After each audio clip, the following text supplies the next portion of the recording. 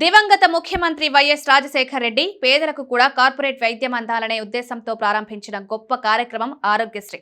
ఉమ్మడి రాష్ట్రం రెండు తెలుగు రాష్ట్రాలుగా విడిపోయిన తర్వాత కూడా ఈ పథకం అమల్లో ఉందంటే ప్రజల్లో దీనికి ఎంత మంచి ఆదరణ ఉందో అర్థం చేసుకోవచ్చు.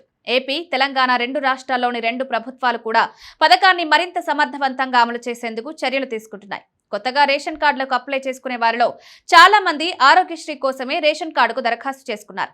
ఇదిలా ఉంటే తాజాగా రేవంత్ సర్కార్ శుభవార్త చెప్పింది. వారికి కూడా ఆరోగ్యశ్రీ కార్డులు ఇవ్వడానికి ముందుకొచ్చింది. అనాథ పిల్లలకు రేవంత్ సర్కార్ శుభవార్త చెప్పింది. వారికి ఆరోగ్యశ్రీ కార్డులు మంజూరు చేసింది.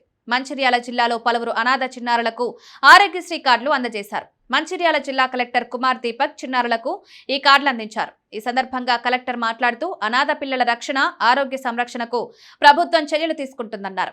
అందుకే వారికి ఆరోగ్యశ్రీ కార్డులు జారీ చేశామన్నారు.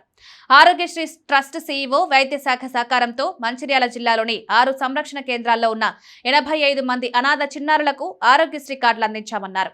జిల్లాలోని బాలల సంరక్షణ కేంద్రాల్లో ఉంటున్న ప్రతి అనాథ చిన్నారికి ఉచితంగా ఆరోగ్య సేవలు అందిస్తామన్నారు. ప్రభుత్వం మంజూరు చేసిన ఆరోగ్యశ్రీ కార్డు ద్వారా ఇకపై అనాథ చిన్నారులు సైతం కార్పొరేట్ ఆసుపత్రుల్లో 10 లక్షల రూపాయల వరకు ఉచితంగా వైద్యం చేయించుకోవచ్చని తెలిపారు.